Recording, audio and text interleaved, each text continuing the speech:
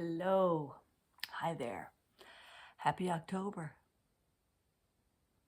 This morning, I listened to a podcast with a woman by the name of Terry Cole. Terry Cole is a psychotherapist living in America, and she wrote a book that I really appreciate and learned a lot from. And I've mentioned her before, and I've mentioned her book before, and it's called The Boundary Boss. And if you have any issues with codependency or overextending yourself a little bit more than necessary, you might want to pick up that book. But she has a podcast, and today, this episode that I listened to was a joint contribution between her and this woman by the name of Jen Hatmaker. And I have seen Jen Hatmaker's book at my sister Annalee's house before. She has it prominently displayed in the kitchen. I'm like, I don't know who that woman is. I'm like, I've never heard of her. Well, now I've heard of her, and she's written 11 books, if you can imagine, and she's 51 years old and just went through this enormous time in her life for the past 5 years through a divorce and a lot of changes in her life and where she's at today. And she seems really interesting and cool. But Terry Cole brings up this question in the middle of the episode, and that was something that she had learned, when she was 21 or something. So say 40 years ago, she was listening to this guru, and he posed the question, what in your life has to die in order for something new to be born? What has to die in order for something else to come through, to be born into your life? And I was like, whoa, wow, what a question. What a question, because there's always something, right, in our lives that we instinctively, inherently know it's not that great.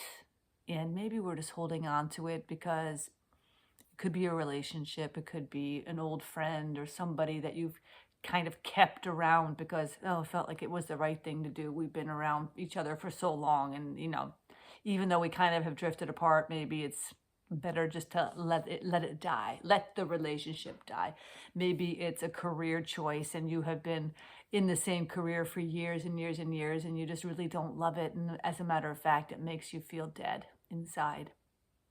And you have a lot of life still in you, and you want to live, you want to feel alive. So how can you kill it? How can you let it die its natural death, which it already probably has, state it out loud, and then leave it, and then move on to the next place, the next stage, the next beautiful thing, right? It's like the gap in between. This is the life that you want. This is the life that you have.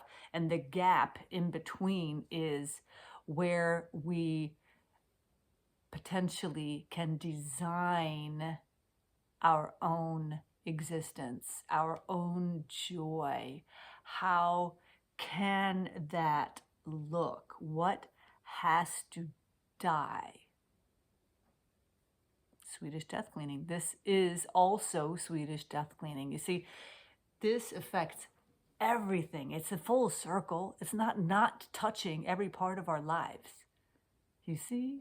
So I thought to myself, well, what in my life has to die so something new can come in? And I listened to this episode now probably a couple hours ago, and I've been thinking about it. I've been pontificating, and I'm like, well, what, if I'm being honest, what is it that I already know? I've known it all along, and I don't make a different decision because I'm afraid. I'm afraid to look stupid. I'm afraid to look vulnerable. I'm afraid to look needy. I'm afraid, all the not loving things, right? Because there's fear and there's love. There's fear and there's love. Love, fear. Like, I like to lean towards love. I do. I really do.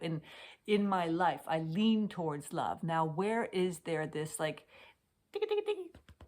hey, come back here. You know what you're not facing. You know what you're not doing. So if you want something different, if you got the gap, you want this, but you got this, How can we get the two to meet? So today, Thomas and I pulled our tarot card for the day.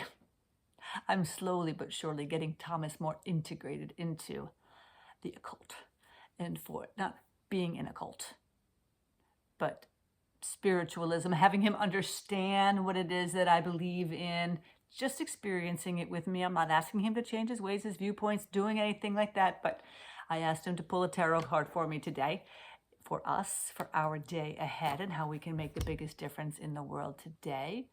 And this is the card that I got. This beautiful card, the Nine of Pentacles. Look at her. Isn't she luscious? Isn't she glorious? The pentacles have to do with earthly things like safety, your home, your money, your abundance. I mean, look at how abundant and gorgeous she is. Or he is, whatever you. Thomas, like, I think it's a man. I'm like, no, it's a woman. Who cares? It doesn't matter. The sex is irrelevant. That's not the point. You see how he distracts me?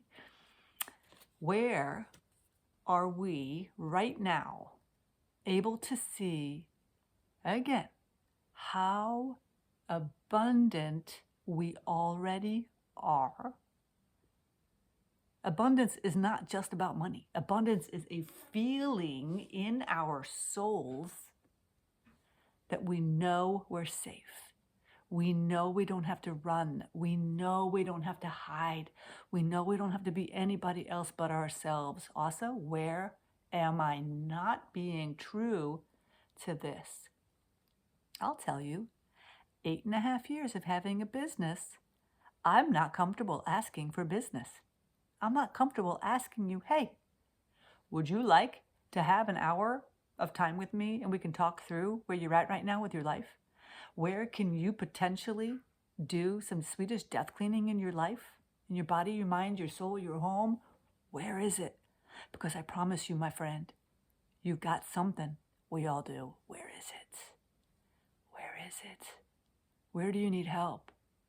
I want to help you. I want to help you. And I want to get paid. I want to get paid to help you. Is that so wrong? It isn't wrong. And, people who have businesses, it's like, should I be ashamed asking for business? Should I be ashamed to say that I have my own business and I want to work with you? I want to help you. If you need help, I want to be there for you. We don't have to go through your home, clean out your underwear drawer. No, we don't have to. We can sit and talk on a computer just like this, like you're looking at me right now.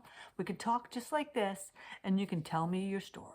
You can tell me where you're at. You can tell me where you're hurting. You can tell me where you feel you've got a gap. Where's your gap? I'm sharing my gap with you right now. I'm sharing it from here, and my sacral. All these chakras, all this chakra work, all this work that I am doing. Nothing changes if nothing changes. What do I want to change? What do I want to change? I want to work with you. I want to help you.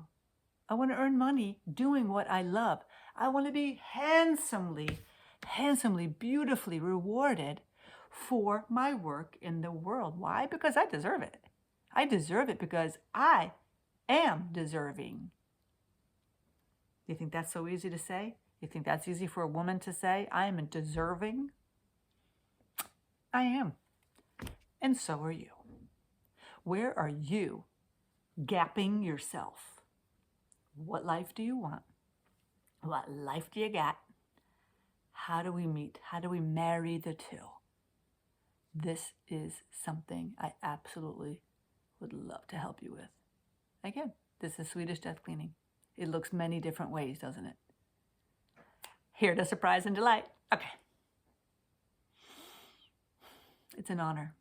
Think about yourself. Think about your life. Think about what you want most. What has to die in order for something else to be born. Till next time. Bye-bye.